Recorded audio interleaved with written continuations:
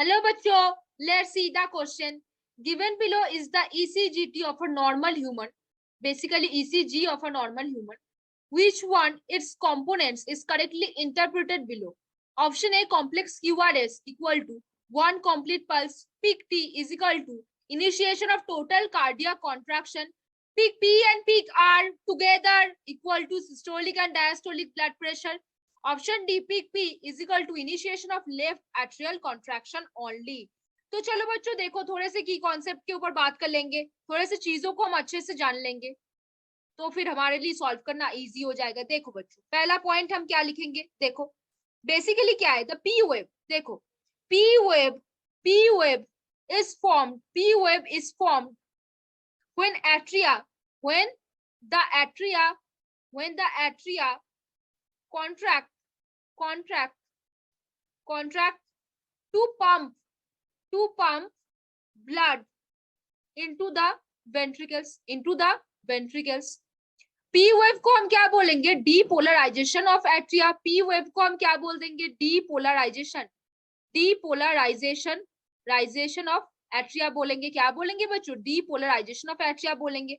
अब फिर next point पे देखो, ये जो क्यूआरएस कॉम्प्लेक्स है, ये क्यूआरएस कॉम्प्लेक्स क्या दिखाता है, डीपोलराइजेशन ऑफ वेंट्रिकल दिखाता है। क्या दिखाता है, डीपोलराइजेशन ऑफ वेंट्रिकल्स दिखाता है। और ये क्या दिखाता है, ये पूरा क्यूआरएस कॉम्प्लेक्स को हम it is one complete pulse बोलते हैं। इसको क्या बोलते हैं, इसको वन कंप्लीट पल्स बोलते हैं। बच्चों हर एक पॉइंट को ध्यान से देखो तो क्वेश्चन सॉल्व करना इजी हो जाता है। देखो बच्चों, ये जो एसटी सेगमेंट है, basically ST segment measures the end of the contraction of ventricle, end of the contraction of ventricle। Basically ये क्या कहलाता है बच्चों, रीपोलराइजेशन ऑफ वेंट्रिकल कहलाता है। क्या कहलाएगा, रीपोलराइजेशन ऑफ वेंट्रिकल। अभी बच्चों जो रीपोलराइजेशन ऑफ एट्रिया है वो क्यूआरएस कॉम्प्लेक्स के पीछे ही आता है। बिकॉज क्यूआरएस कॉम्प्लेक्स बहुत ज्यादा ऊंचा है तो वो हमारे लिए दिखता नहीं है। अभी बच्चों नेक्स्ट पॉइंट, टी वेव क्या दिखाता है, टी वेव क्या मेजर करेगा, टी वेव बेसिकली मेजर्स क्या करेगा, T wave repolarisation of ventricle को मेजर करेगा। जो एसटी सेगमेंट है और जो टी वेव है वो बेसिकली सेम ही है।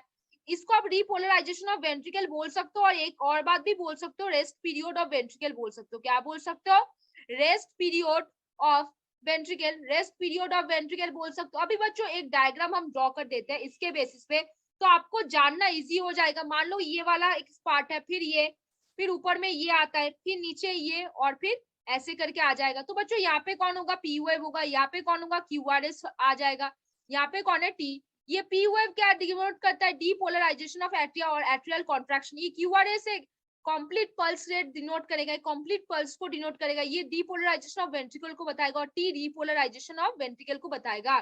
तो देखो बच्चों क्वेश्चन में वापस आते हैं, करेक्टली रिप्रेजेंट कौन कर रहा है। ऑप्शन ए बोला है complex QRS one complete pulse, हमने यहाँ पे बात की this is a one complete pulse, तो ये वचन तो सत्य है। फिर peak T, initiation of total cardiac contraction, बिल्कुल नहीं। ये रीपोलराइजेशन ऑफ वेंट्रिकल और वेंट्रिकल का रेस्ट पीरियड दिखा रहा है। क्या दिखा रहा है, वेंट्रिकल का rest period. Peak P and R together, systole and diastolic pressure, बिल्कुल नहीं, फॉल्स है बिल्कुल। सिस्टोल एंड डायस्टोलिक प्रेशर वो नहीं है। जो क्यूआरएस टोटल में वेंट्रिकल का कॉन्ट्रैक्शन दिखा रहा है और टी में क्या दिखा रहा है, टी में वेंट्रिकुलर रिलैक्सेशन दिखा रहा है। तो मतलब सिस्टोल एंड डायस्टोल प्रेशर सिर्फ पीक पी और पीक आर पे नहीं दिख रहा। पीक पी में दिखा रहा है क्या, initiation of the left atrial contraction, बिल्कुल नहीं। किसका वेंट्रिकल का रेस्ट पीरियड है, वेंट्रिकल का रीपोलराइजेशन हो रहा है। क्या हो रहा है, वेंट्रिकल का रीपोलराइजेशन यहाँ पे हो रहा है। तो कौन सा वचन यहाँ पे सत्य है बच्चों, बता दो, अब तो बता सकते हो। Option A will be correct over here. कौन सा वचन सत्य है बच्चों, option A. Which of the following below ECG of a normal human, which of the following component is correctly interpreted? कौन, QRS कॉम्प्लेक्स एक कंप्लीट पल्स बताता है। ये जो QRS कॉम्प्लेक्स है ये कंप्लीट पल्स बताएगा और ये आपको याद रखना है क्योंकि ये बहुत ज्यादा इंपॉर्टेंट लाइन है कि QRS जो होता है वो कंप्लीट पल्स को बताएगा। तो कौन सा ऑप्शन यहाँ पे सही हो गया बच्चों, option A will be correct over here. कौन सा, ऑप्शन ए। तो होपफुली बच्चों you understand this question very well. Best of luck बच्चों।